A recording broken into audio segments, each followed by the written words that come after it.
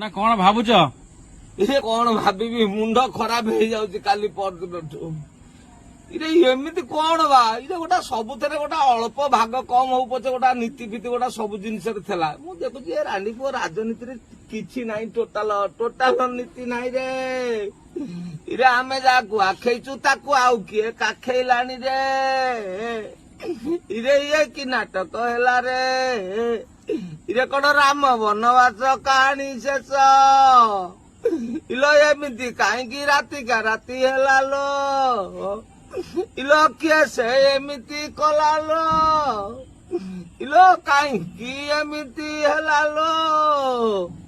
ଇଲୋ ଆମେ କଣ ଭାବିଥିଲୁ ଲୋ?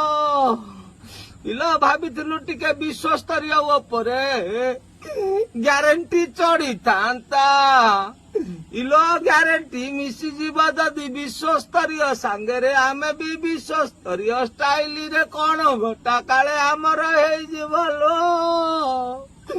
ଇଲୋ କାହିଁକି ଏମିତି ଅଙ୍କ କଷିଲ ଲୋ? ଇଲୋ ଆଉ ରାତିରେ ନିଦ ହଉନି ଲୋ। ଇଲୋ ଗୋଡ କାହିଁ ସରୁ ହେଇଯାଉଛି ଲୋ?